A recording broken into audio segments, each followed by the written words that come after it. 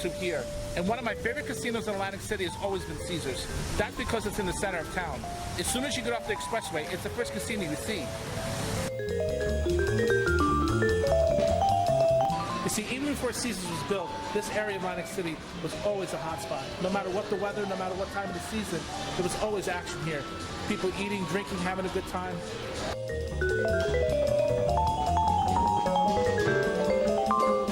You see, as a kid growing up in Atlantic City, I seen this building go from Howard and Johnson, the Caesars Regency, to the Roman Empire you see today, Caesars Palace.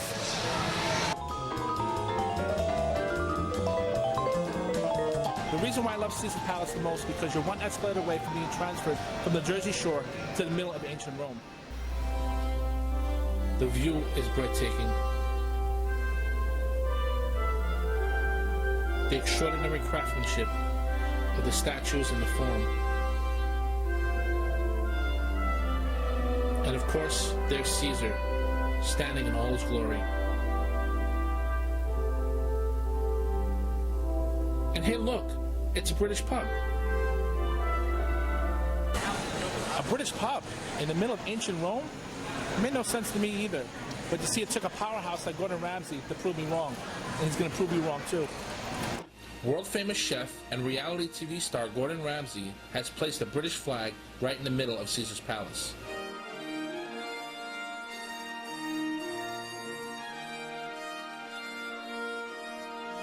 Instead of blending in the Roman decor, he decided to cause a culture clash by staying true to his British roots and integrating London-inspired elements and design throughout the restaurant.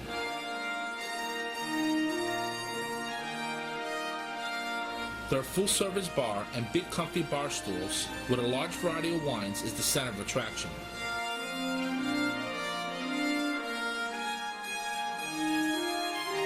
As you walk to the back of the restaurant, the atmosphere starts to change to a downtown London pub with dark wood trimmings and antique lanterns.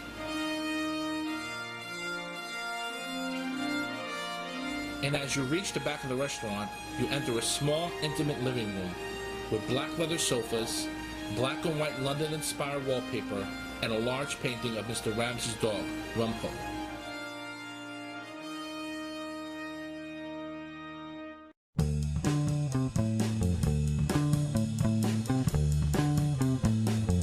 The soup was very rich and creamy, and I loved the way the chive cream stood afloat the whole time, which made it seem like there was two soups in one. The little bites of crispy ham gave it just enough flavor that no extra salt was needed.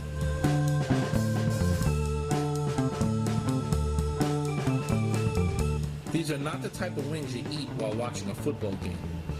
Because they're so good, you'll want to give your full attention to every delicious bite. These are gourmet wings at their best.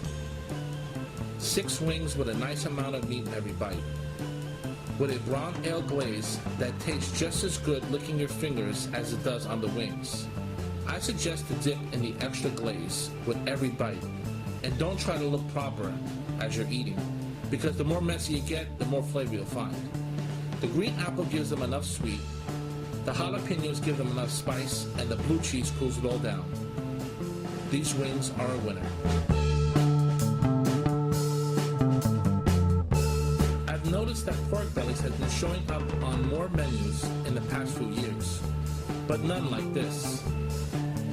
The 48-hour slow cooked makes the pork belly nice and crisp on the outside and tender on the inside, which is the protocol for a good pork belly. What makes this one so special is the cardamom carrot puree and the cider honey glaze. Both the puree and the glaze were equally delicious and didn't overwhelm each other when taking a bite of this crisp, tender pork belly. Now this dish is actually on the starter menu, but I had it as an entree, and it was very satisfying.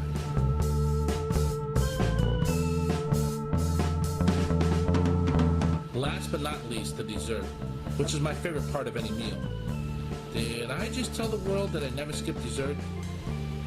Well, when it comes to dessert like this, you wouldn't skip it either. The bread and butter pudding is every dessert lover's dream, because it's a triple layer dessert. The bread pudding was perfectly moist, and the dry fruit was nice and plump. This was all topped with an amarula and glazed ice cream, which brings this bread pudding to a whole new level of delicious. This was the perfect ending to a great meal. I guess Gordon Ramsay heard the old saying, as in Rome, do as the Romans do, and said that's okay, I'm going to stay true to myself. And it proved to be very successful, because the food was amazing. Well, I hope you guys enjoyed my DoTube Pick of the Week.